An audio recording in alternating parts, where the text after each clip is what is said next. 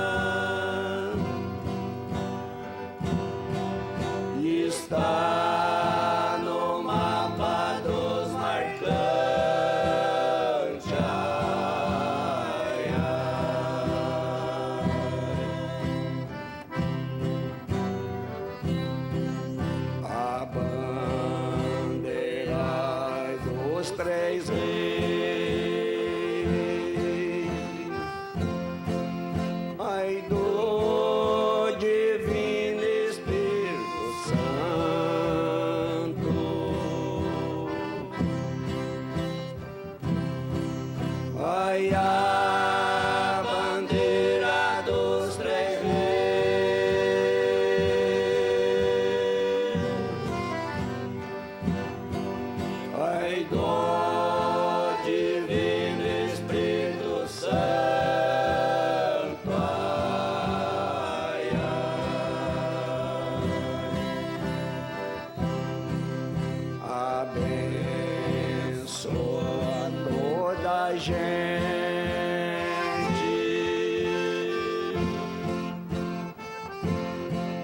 Ai, que tem fé nos três reis santos,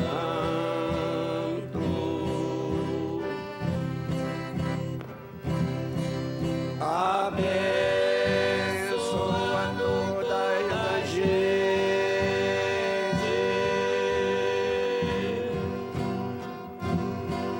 Ai, que tem fé nos três reis santos.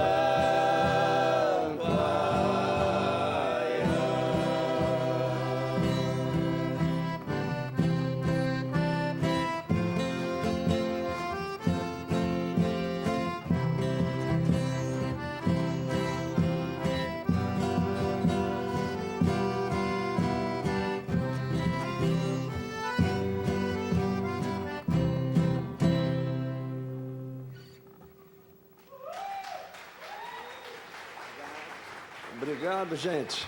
Muito obrigado. Agora nós vamos deixar os instrumentos. Nós vamos recordar hoje até para muitos pode ser até uma lenda, né? Recomendação para as almas. A Recomendação para as Almas é um grupo de cinco integrantes. Então nós saímos à noite, depois que o povo está dormindo, lá para as 10 horas, 11 horas da noite, na noite de quaresma. Desde que começa a quaresma, já pode começar a rezar. Mas mais bonito a rezar para as almas é na época na Semana Santa. Fica muito lindo na Semana Santa. Então nós vamos recomendar para as almas aqui para vocês verem.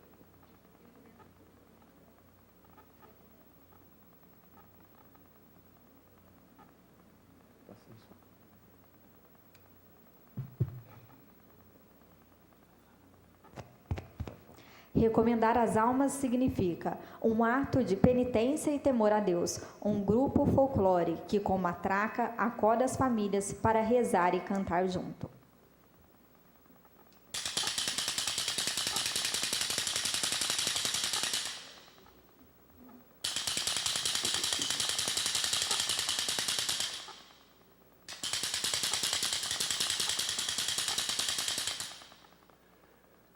Alerta o pecado, alerta, acordai se estão dormindo deste sono tão pesado.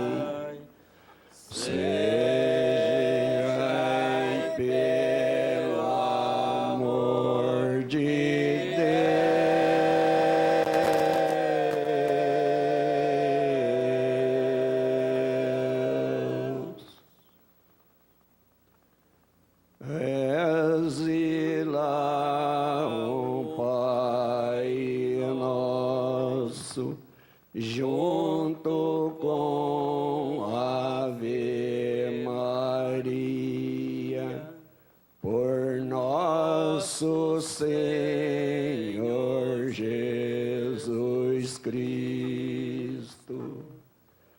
Sejai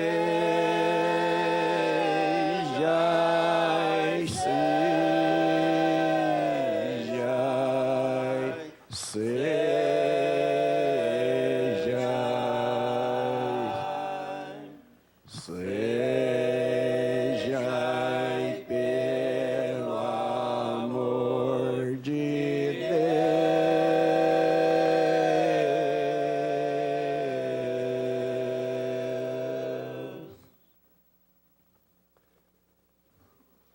Reze lá, ó Pai nosso, junto com Ave Maria, pras almas dos seus pais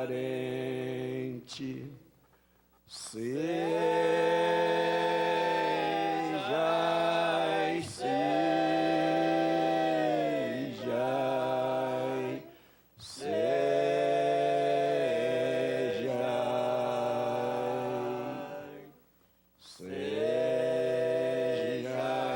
pelo amor de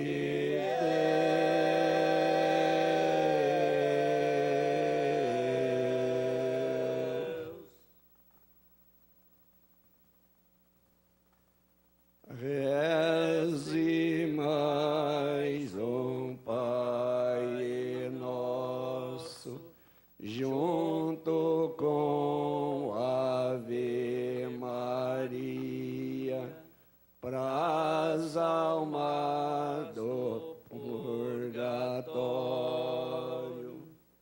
Sejai, sejai,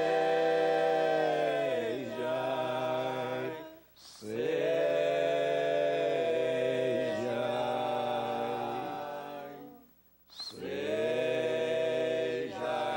pelo amor de Deus.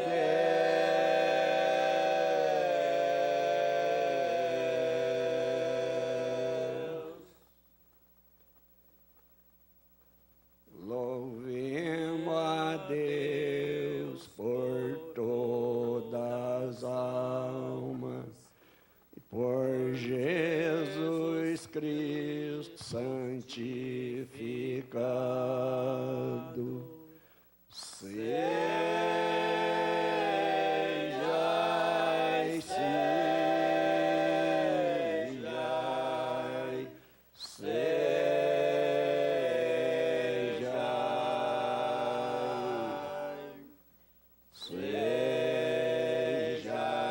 pelo amor de Deus.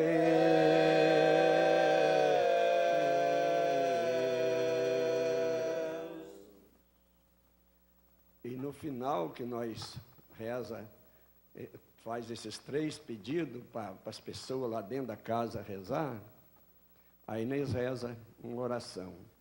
E até nós vamos fazer só um verso, de cada oração vamos fazer um verso só.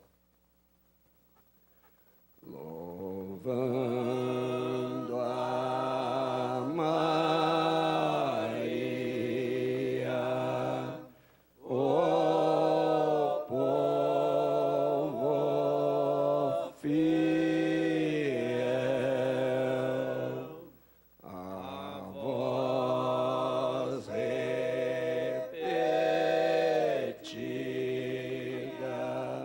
de São Gabriel.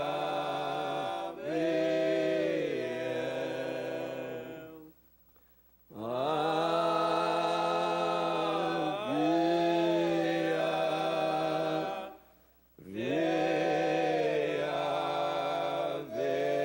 Maria,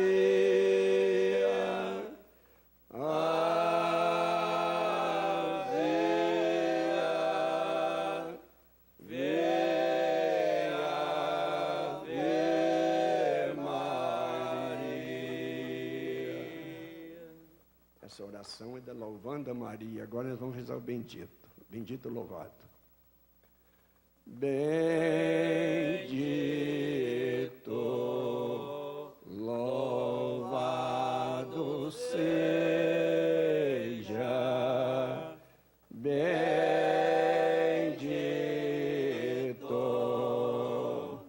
louvado seja, Jesus Santíssimo Sacramento, Jesus Santíssimo Sacramento,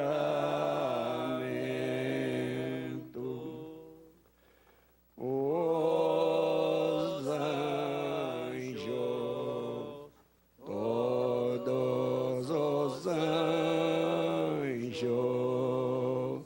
os anjos,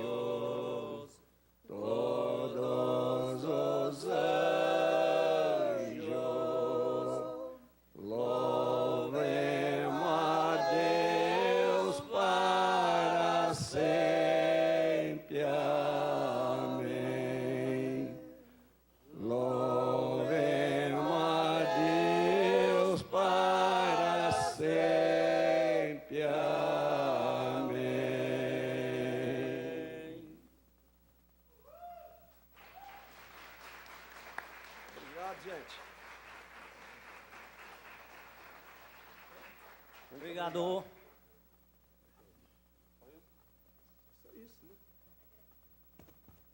Agradecemos a apresentação do Grupo Já do Bairro dos Afonsos. Passaremos agora à apresentação da palestra Versões Controversas na Leitura de Arquivos. A princípio, a palestra seria ministrada pela professora doutora Eni Orlandi, mas por motivos de saúde a professora não pôde comparecer. Desta forma, o tema será apresentado pela professora doutora Débora Raquel Masman. Raquel Masman possui graduação em Letras pela Universidade Federal de Santa Maria em 2002, mestrada em Letras pela mesma instituição em 2005, doutorada em Letras pela Universidade de São Paulo 2009, pós-doutorada em Semântica pelo Instituto de Estudos da Linguagem da Universidade Estadual de Campinas em 2014. Em 2012, foi coordenadora do Núcleo de Pesquisas em Linguagem da Univas. É docente permanente e vice-coordenadora do Programa de Pós-Graduação em Ciências da Linguagem da Universidade do Vale do Sapucaí.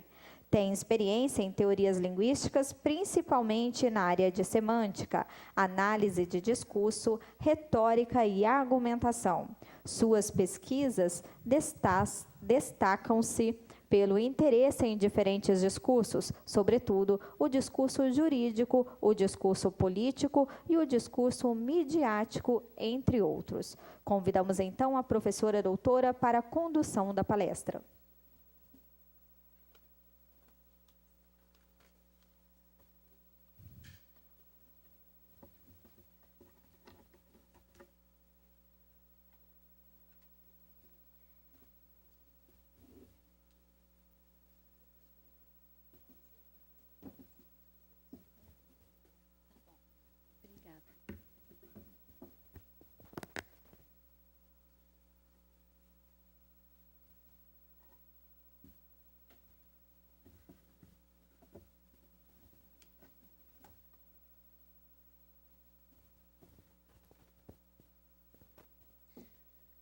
Boa noite a todas e todos. Como já foi dito aqui, eu estou substituindo a professora Eni, que por motivos de saúde não pôde estar conosco hoje. E vou falar sobre o mesmo tema, já que nós temos um convênio com a Universidade de Turim, em que trabalhamos especificamente com museus, né? E estamos na Semana de Museus. Então, em nome da professora Eni e do Programa de Pós-Graduação em Ciências da Linguagem, eu gostaria de agradecer pelo convite e pedir licença a vocês para fazer a leitura do meu texto.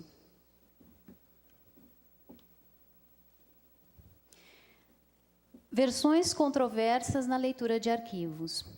Eu começo a minha reflexão com uma epígrafe do Paul Henry, que diz o seguinte: não há fato ou evento histórico que não faça sentido, que não peça interpretação, que não reclame que lhe achemos causas e consequências. É nisso que consiste para nós a história, nesse fazer sentido, mesmo que possamos divergir sobre esse sentido em cada caso. Essa exposição inscreve-se no âmbito das reflexões propostas no projeto de pesquisa Vozes e Formas do Texto Expográfico, Cruzamentos de Encontros e Leituras, desenvolvido em parceria com a Universidade de Turim, através de um convênio de cooperação científica entre o Programa de Pós-Graduação em Ciências da Linguagem e a Universidade de Turim. No Brasil, este convênio é coordenado pela professora Eni e tem como vice-coordenadora a professora Débora. E nós nos propomos a analisar os textos expográficos que circulam em museus brasileiros e também italianos, localizados tanto no espaço urbano, ou seja, um museu físico, né, quanto no espaço digital.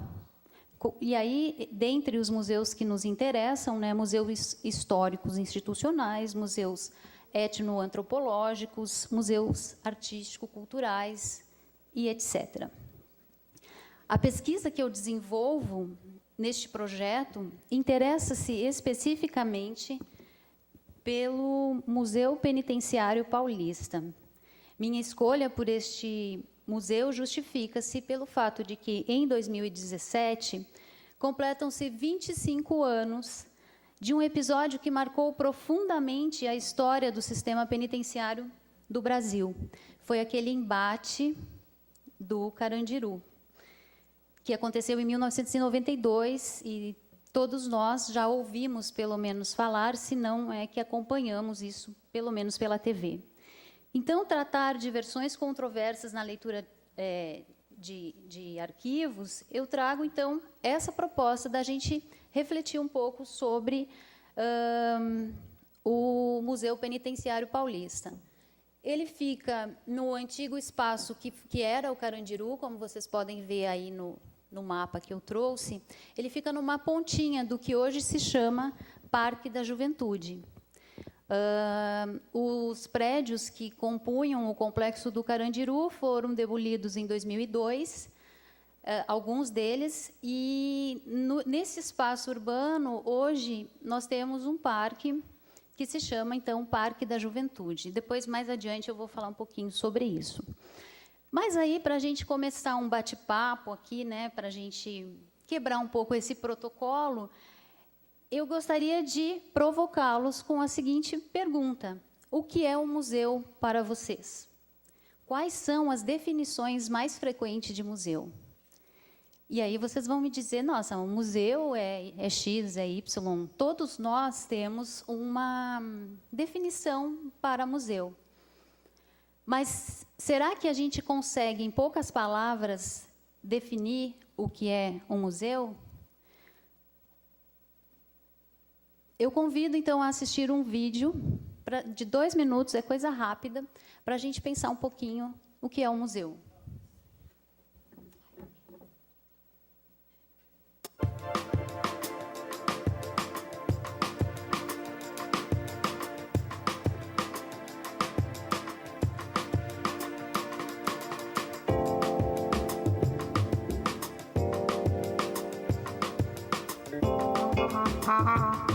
O museu é uma ferramenta para a gente guardar memória e para a gente construir as memórias. É um espaço de convivência, é um espaço de aprendizado, é um espaço de diálogo. O museu é importante porque aqui a gente aprende muito sobre a língua portuguesa, que é muito importante para todos os jovens, né? Para todas as idades. É uma instituição cultural com muita riqueza de conteúdo e que pode proporcionar um alargamento de horizontes para as pessoas. Quando você passa a trabalhar no espaço, você tem outra visão. No sentido assim, você vê que cada peça tem sua história, como ela chegou, como ela não chegou. Os museus são espaços extremamente importantes para o autoconhecimento da sociedade, não é? Para o conhecimento das gerações anteriores. São espaços muito importantes, espaços de memória e espaços de identidade. Para mim, o significado desse museu, desse tabernáculo, é despertar de alguma maneira as origens da fé, para que a pessoa ela possa entender, dentro desse universo do mundo cristão, de onde se originou a fé. O museu, para mim, é um espaço de encontro. Encontro não só das pessoas com as experiências mais diversas possíveis, mas também do encontro com outro tempo ou com uma outra experiência artística, mas eminentemente um lugar de encontro. Museu é cultura, né? É uma instituição vocacionada à preservação, né, do patrimônio material e imaterial de todos nós, mas, na verdade, ela trabalha com uma multiplicidade, né, de acervos, né, de patrimônios, de temáticas. O museu é um local que abriga diversas coisas, desde, digamos assim, a história de uma parcela da sociedade ou história de alguma instituição, mas ele também congrega muita arte.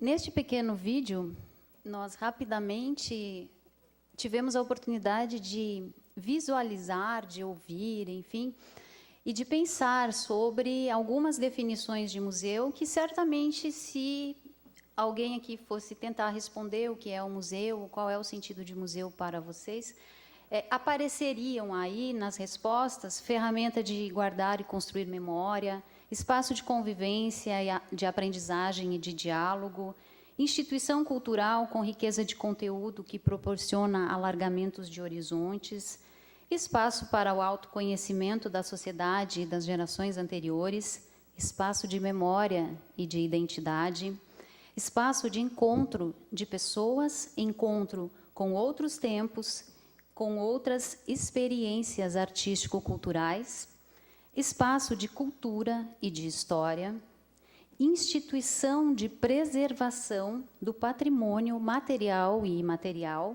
multiplicidade de acervos e temática, arte e cultura. Nós todos concordamos que essas 10 definições ou 10 tópicos podem definir muito bem aquilo que no senso comum se entende por museu, não é?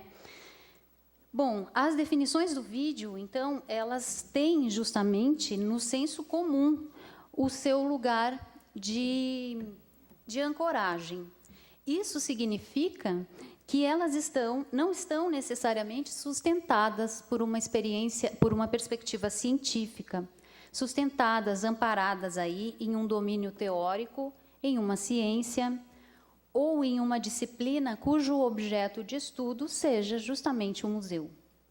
Como disse, trata-se do senso comum, isto é, de modos de dizer o museu a partir de experiências e histórias de vidas com as quais nós também nos identificamos.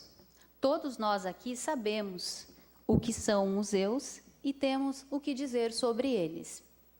Diante desse preâmbulo, é importante dizer que, em minha exposição, os museus não serão analisados a partir daquelas perspectivas tradicionais das ciências humanas, como, por exemplo, aquela da história, da antropologia, da museologia ou museografia, nem mesmo a partir da perspectiva da curadoria.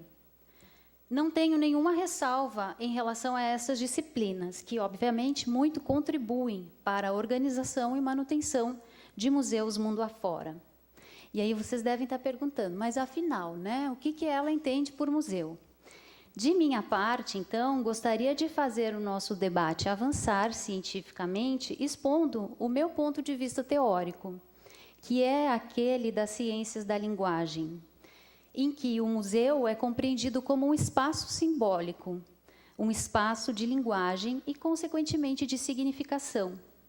Este modo de significar o museu se sustenta, sobretudo, nas palavras da professora Eni Orlandi, para quem o museu é, em primeira instância, uma instituição de memória discursiva que produz efeitos no processo de individuação dos sujeitos que são afetados pela forma como o Estado relaciona os sujeitos com sentidos sociais que se apresentam como parte de sua memória. Isto é, como parte da memória do próprio sujeito, o indivíduo, como parte da memória do próprio Estado e como parte da memória da sociedade. De acordo com a professora Eni, então, há que se considerar uma segunda instância para a gente tentar definir o museu, né? E ela nos aponta para que possamos, então, compreender o museu como parte do processo de produção de arquivo, ou seja, discursivamente como um discurso documental. Em outras palavras, considera-se, então, como nos ensina a Orlandi, o museu como uma prática de significação, um dizer em curso, um efeito de sentidos. Quando visitamos um museu, somos levados a pensar, refletir e, muitas vezes, a nos questionar sobre aquele conjunto de artefatos simbólicos que compõem o museu. Estou entendendo aqui como artefatos simbólicos o próprio espaço, o museu X ou Y, e todos aqueles materiais que compõem o museu, quadros, fotografias, áudios, vestimentas, maquetes, utensílios, mapas, etc. Então, para mim, os museus são espaços de produção de sentidos, porque à medida que nos deparamos com artefatos simbólicos, com esses artefatos simbólicos presentes no museu, somos interpelados por eles. E, nesse processo, colocamos em funcionamento gestos de leitura. Consequentemente, somos levados, então, a interpretar o museu e os sentidos produzidos nele, por ele e para ele. Não podemos esquecer que, como destacou Orlandi, somos individuados pelo Estado através de instituições e discursos. Isso significa que os gestos de leitura e de interpretação que se produzem nesse espaço, que é o museu, não se dão ao acaso. Ao contrário, eles trazem consigo, esses gestos de leitura e de interpretação, trazem consigo, então, traços de uma memória, e, como disse anteriormente, uma memória do próprio indivíduo, do Estado e da sociedade. Dizer que os museus constituem práticas de significação ou ainda espaços simbólicos de produção de sentidos significa, pois, questioná-los e analisá-los numa perspectiva discursiva, como espaço significante, como arquivo e como interdiscurso, ou melhor, memória discursiva. Nessa perspectiva, os museus se configuram, significam e são significados na relação com o espaço em que estão localizados. E aí, no caso do Museu Penitenciário Paulista, a localização dele no Parque da Juventude, espaço urbano que abrigou o complexo penitenciário do Carandiru. Pensar o museu também nessa perspectiva discursiva significa considerar que eles podem se configurar, significar e podem ser significados também com outras instituições, por outras instituições da sociedade. No caso do Museu Penitenciário Paulista, essas instituições, eu vou citar duas delas, o governo do Estado de São Paulo e a Secretaria de Administração Penitenciária, e ainda, há algum tempo atrás, pela Secretaria de Segurança Pública do Estado de São Paulo. Significa pensar também o museu na relação com os objetos simbólicos, com as condições de produção e, sobretudo, na relação com o sujeito visitante. Trata-se, pois, de tomar os museus em sua historicidade, como espaços institucionais, espaços simbólicos e políticos afetados, então, pelas relações de poder e pela conjuntura sócio-histórica e ideológica.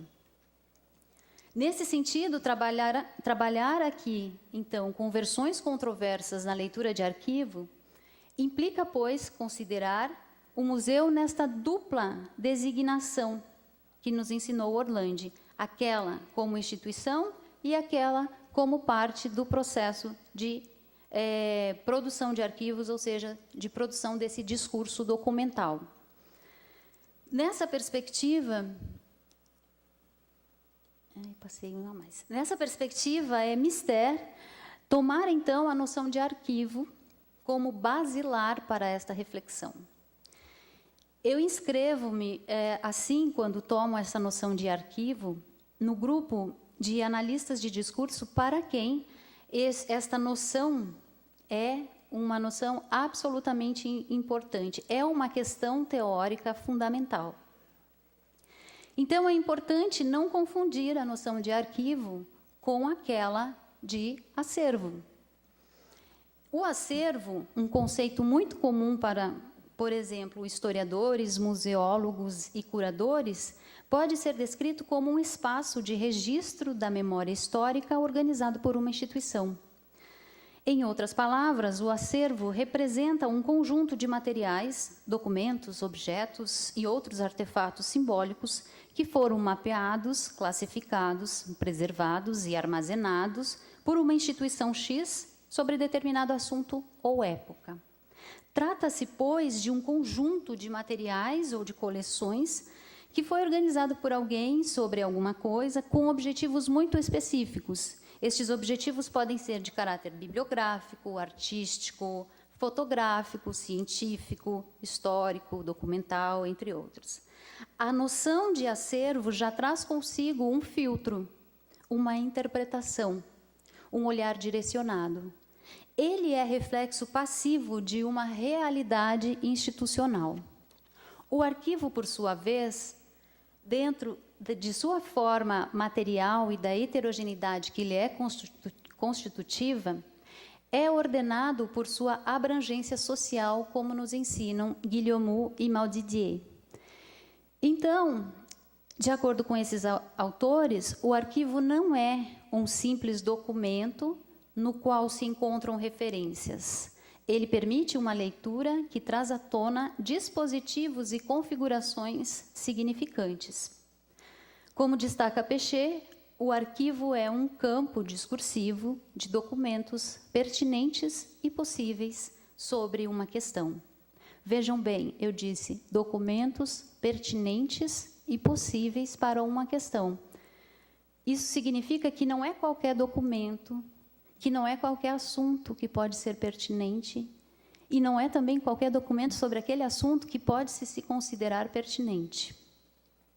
Essas definições de arquivo trazem consigo questões absolutamente relevantes para nós, analistas de discurso, a saber, a questão do corpus, que é o conjunto de materiais que nós estudamos. No caso dos meus alunos, futuros historiadores, são as fontes.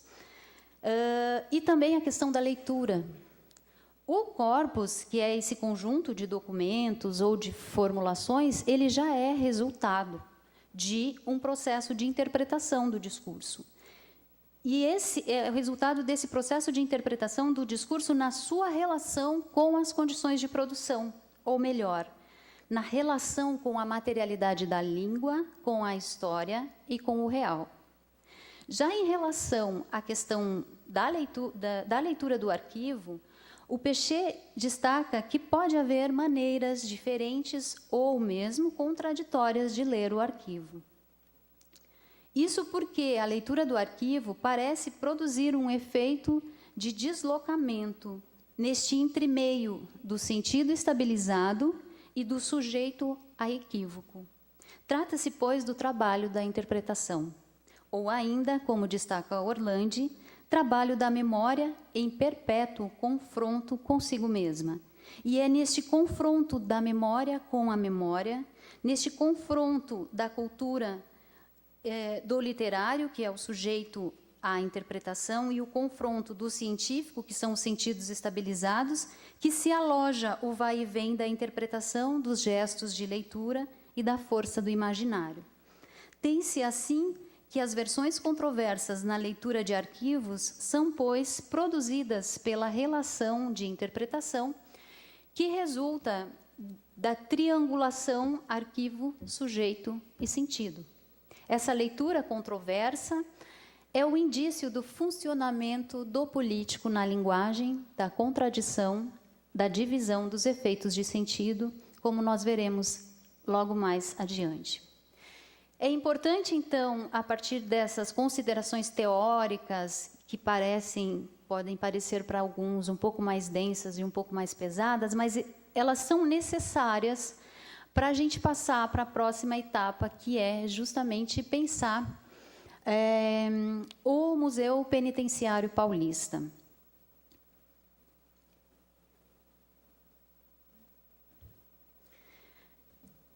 Dentre os museus de São Paulo, e aí são mais de 15, eu então convido vocês para a gente pensar um pouquinho sobre o Museu Penitenciário Paulista, que é um museu relativamente jovem. Em julho, agora, de 2017, ele vai completar 3 anos de funcionamento. Atualmente, a sua sede está localizada na Avenida Zaquinac, 1207, na Zona Norte de São Paulo, em um pequeno espaço que hoje, então, como disse, compõe o Parque da Juventude. Para quem conhece São Paulo, eu vou dar uma referência muito básica, linha azul do metrô, estação Carandiru.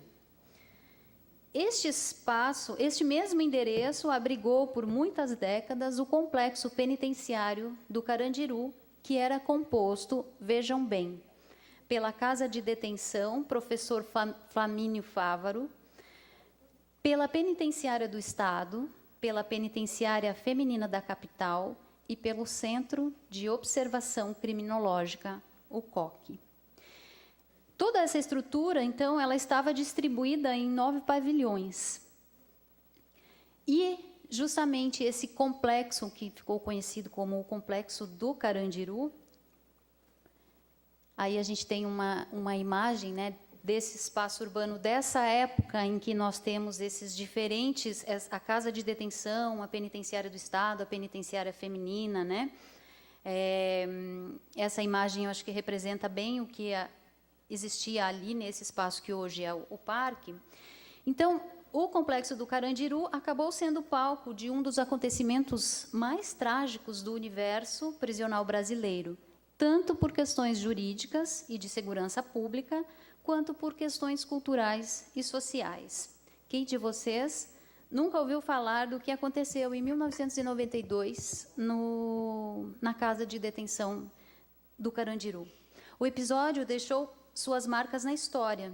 111 detentos foram mortos pela Polícia Militar de São Paulo durante a rebelião. Sabem quantos policiais foram mortos? Apenas 1. O impacto dessa tragédia comoveu o país e serviu de inspiração para diferentes produções bibliográficas e cinematográficas. É só dar um Google lá, Massacre do Carandiru, Complexo do Carandiru, vocês vão encontrar muitas informações, blogs, livros, filmes, curtas que tratam do tema.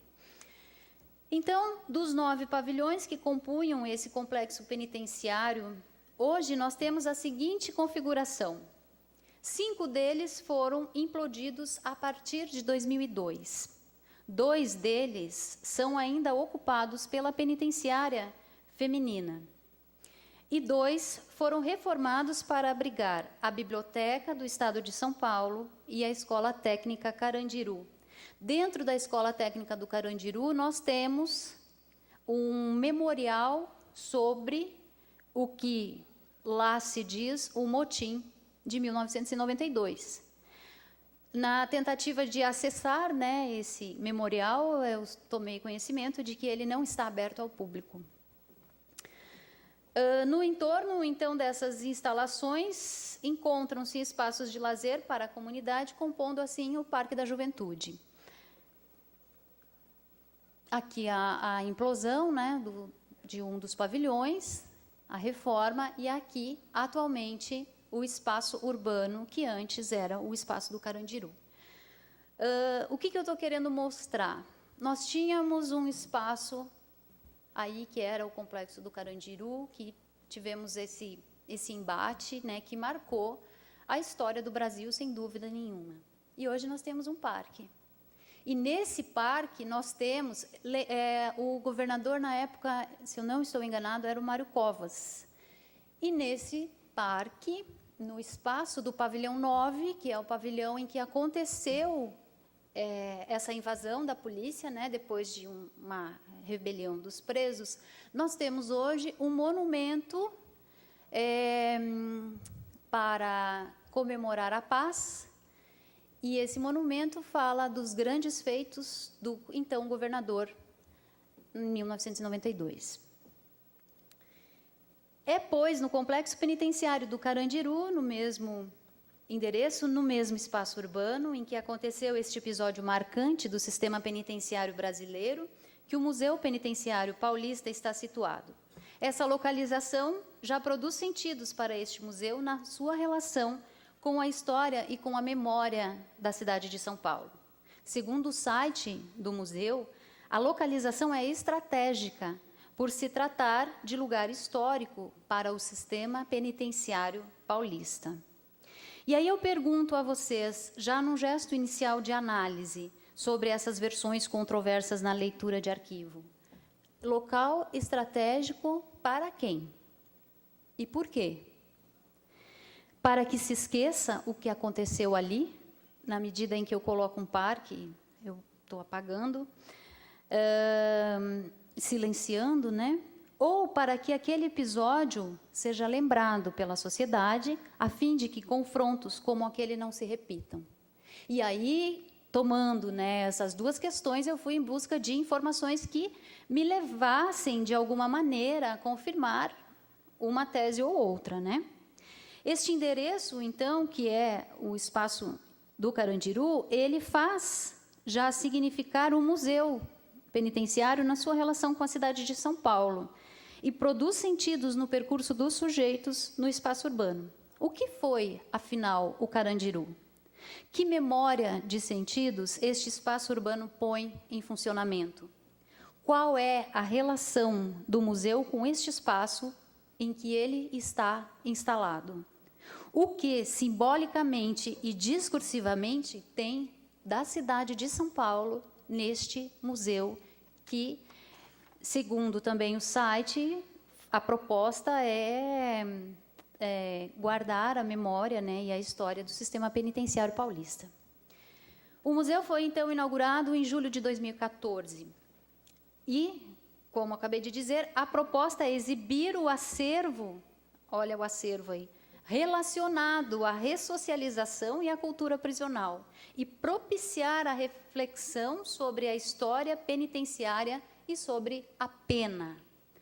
Os objetivos propostos não causariam nenhum estranhamento se o Museu Penitenciário Paulista estivesse, por exemplo, filiado à Secretaria de Cultura do Estado de São Paulo. No entanto, ele não está. O Museu Penitenciário Paulista ele compõe, né, faz parte da estrutura que é mantida pela Secretaria de Administração Penitenciária do Estado. Antigamente era a Secretaria de Segurança Pública, na época lá. Agora mudou. Isso, para nós, analistas de discurso, já se coloca como um ponto relevante na questão do arquivo. Trata-se, como destaquei anteriormente, da questão do corpus e de suas condições de produção, ou seja, qual é a versão dos fatos que será apresentada neste museu?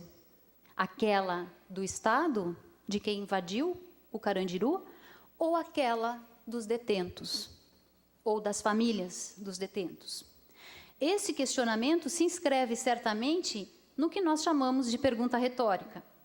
E temos certeza disso à medida que iniciamos a nossa visita física ao museu. Trago aqui para vocês a descrição de alguns espaços da exposição que apontam justamente para essas versões controversas. A exposição está distribuída em 15 salas, em 15 espaços, e logo no foyer de entrada, né, nós nos deparamos com essa chuva de palavras, que está ali para receber os visitantes com termos, teoricamente, né, do universo penitenciário, propondo-se, assim, uma ambientação ao tema do museu para o visitante que ali chega. Nesta chuva de palavras, são apresentados mais de 80 vocábulos. No entanto, aproximadamente só 10% deles remetem diretamente às gírias e ao modo de expressão dos detentos. Ou seja, a maioria dos termos selecionados para ambientar o visitante refere-se a expressões jurídicas relativas ao direito penal. Isso aponta, novamente, para uma direção de sentidos, uma direção de leitura e de interpretação que está ali afetando já esse sujeito, esse visitante que vai, na sequência, percorrer as outras salas do museu. Já no interior do museu, na sala de número 4, percorre-se a exposição sobre o serviço de biotipologia, que dá a conhecer aos visitantes uma, bem entre aspas, memória sobre a antropologia criminal que influenciou a legislação penal e o sistema penitenciário brasileiro. Idealizada pelo médico italiano César Lombroso, o método de biotipologia criminal era empregado para identificar traços de criminalidade através das características físicas, fisiológicas ou psicológicas dos detentos. Segundo a técnica do Lombroso, haveria, então, um biotipo de criminoso, ou seja, para a gente ter uma ideia do método, né, ele propôs a tese de que haveria indivíduos que pertenceriam a uma categoria de delinquentes natos. Então, se eu tenho um olho de um jeito, um nariz de outro, eu posso ser categorizada como pertencente ao grupo de criminosos X, Y ou Z. Sua teoria foi formulada com base nos resultados de mais de 400 autópsias de delinquentes e 6.000 análises de delinquentes vivos.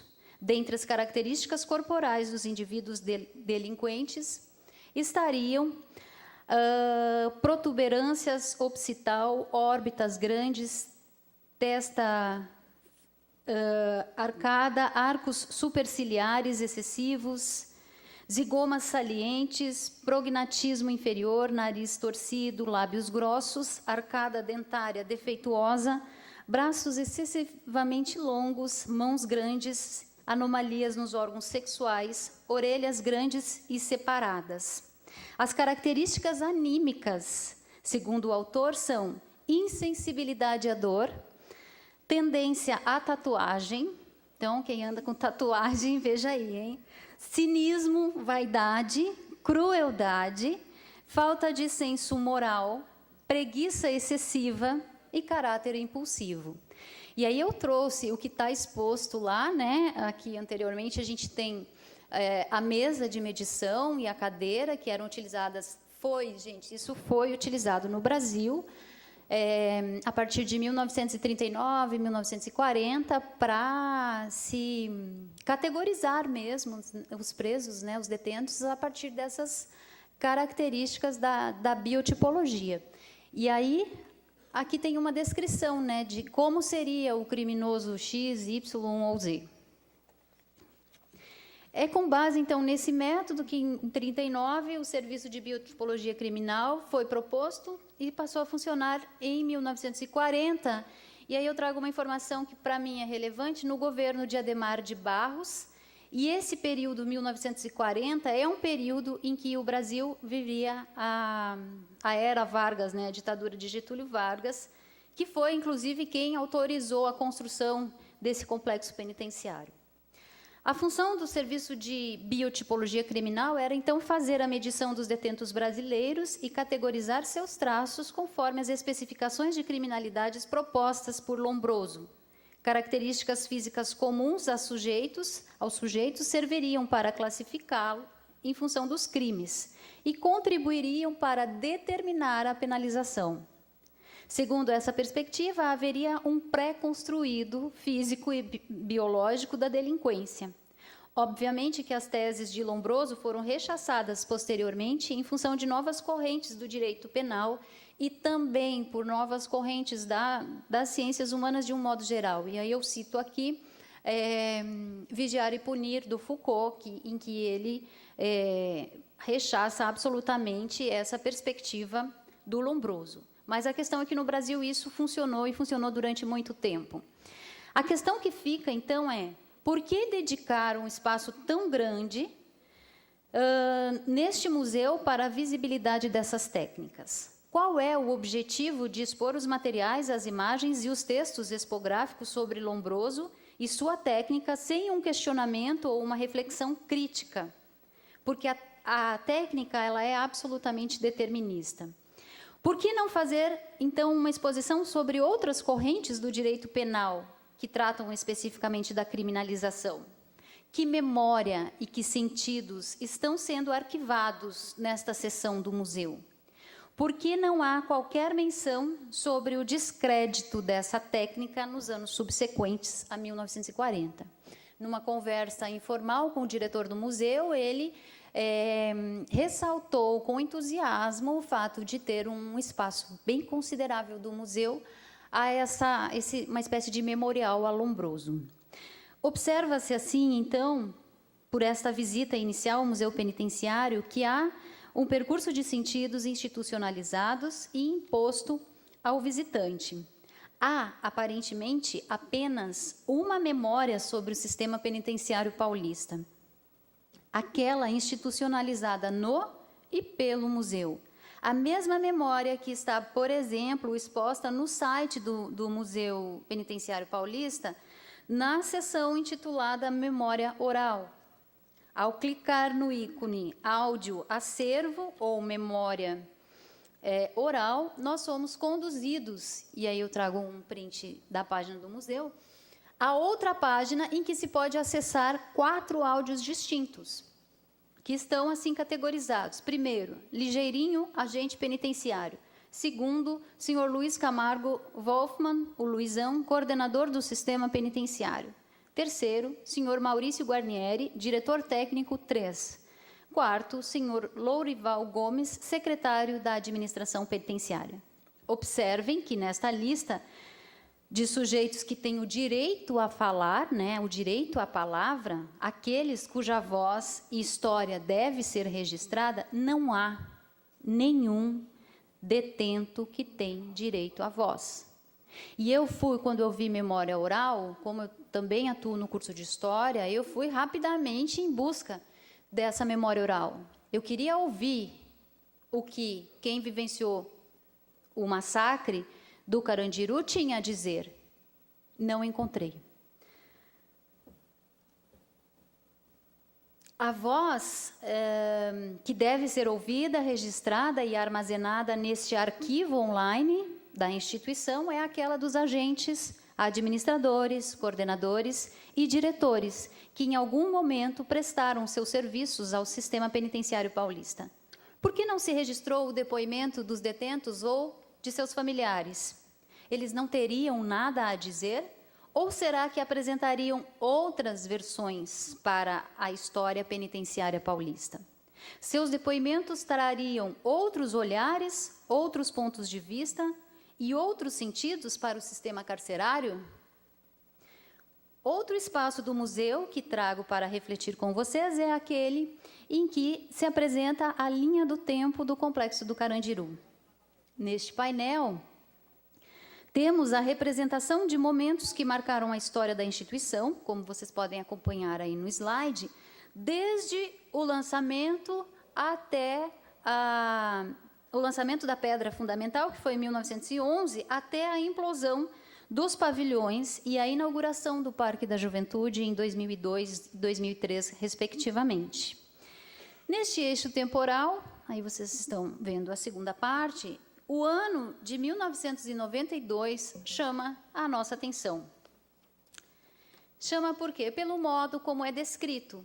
Logo abaixo a data, tem-se a seguinte especificação, eu assinalei com uma setinha amarela aí. Motim no pavilhão 9 com intensa repercussão nacional e internacional. Observem que, na versão institucionalizada do museu, o episódio de 92 é um museu penitenciário, não é um museu sobre o Carandiru, sobre o pavilhão 9 ou sobre o massacre do Carandiru. É um museu que tenta falar sobre a história, né, a memória, enfim, desse sistema penitenciário. Mas observem que o episódio de 92 foi designado como sendo um motim.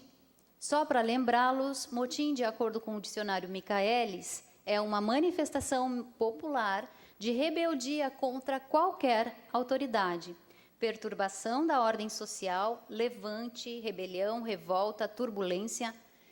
E o mais interessante é levante contra a autoridade militar. Ou seja, de acordo com o discurso institucional do Museu Penitenciário Paulista, em 1992, houve uma manifestação de detentos contra a autoridade penitenciária.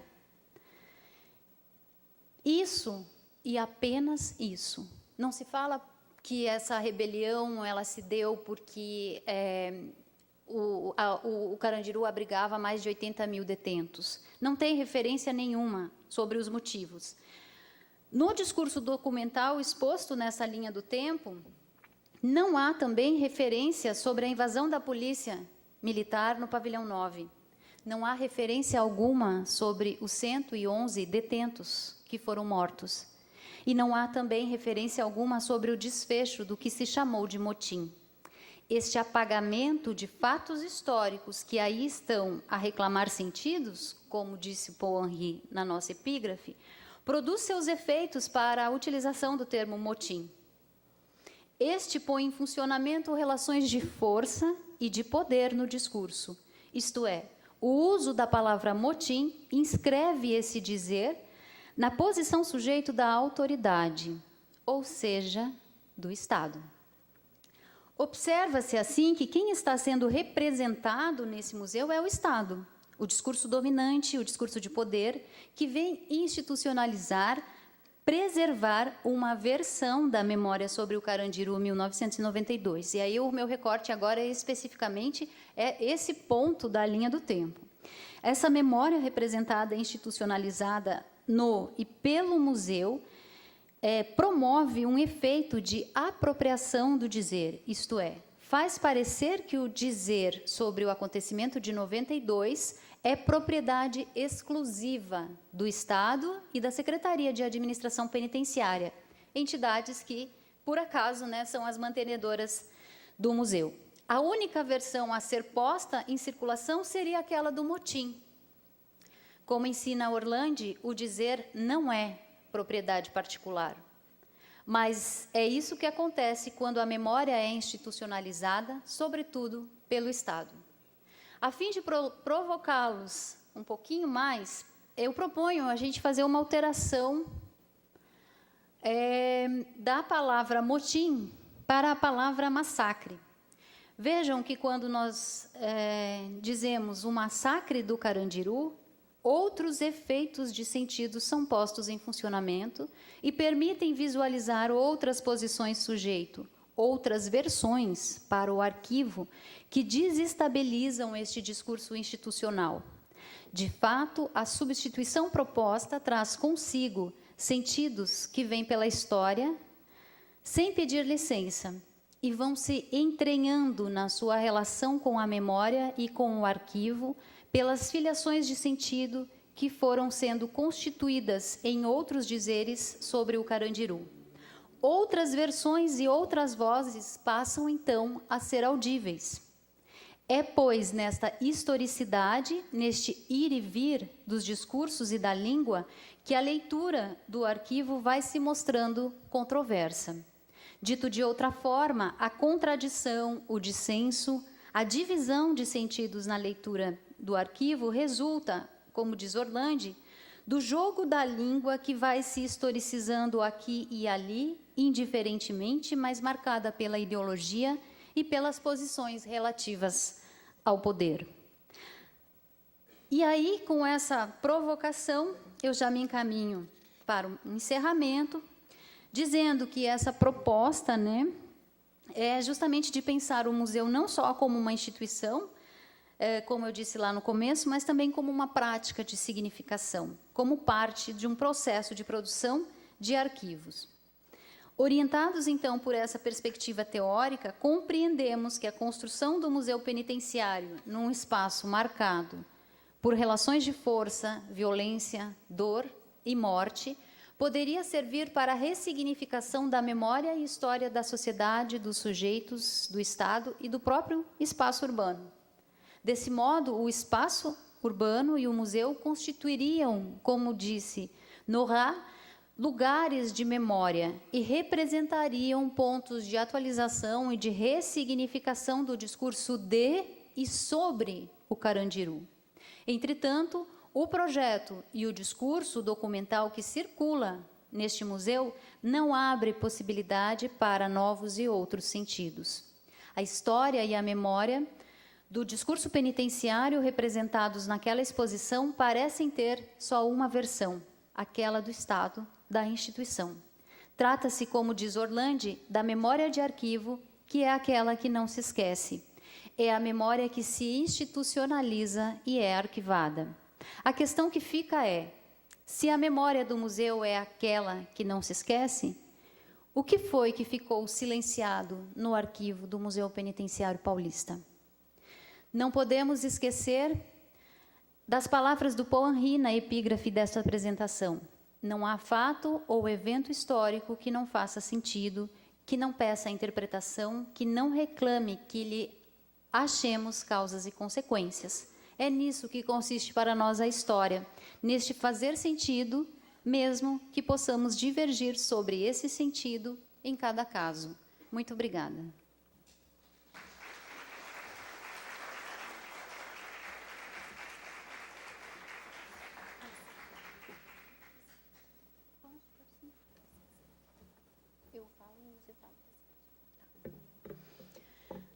Vamos ter um tempinho para perguntas, comentários, contribuições. Essa é uma versão inicial do meu texto sobre o Museu Penitenciário Paulista.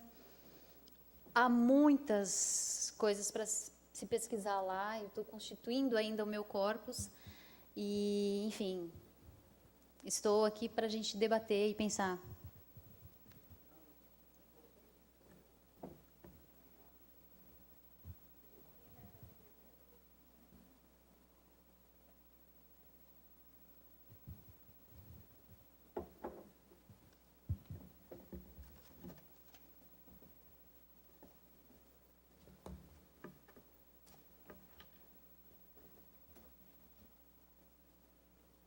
Podemos encerrar, então? Bom, eu agradeço a todos. E depois, se alguém quiser bater um papo lá, que fica numa situação mais informal, estou à disposição. Muito obrigada.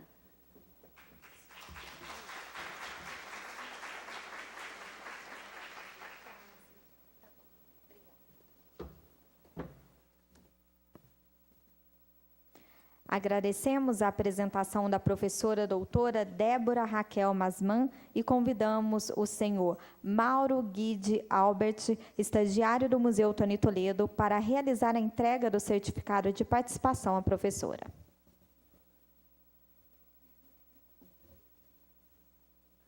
A entrega pode ser feita, por favor, no centro do plenário.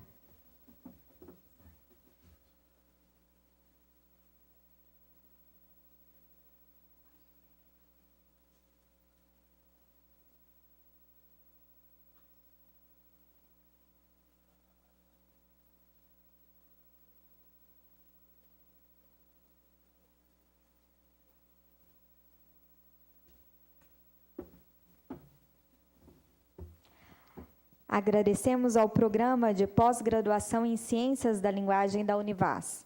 Agradecemos a presença de todos e lembramos que as atividades da 15ª Semana de Museus continuam até sábado, dia 20 de maio.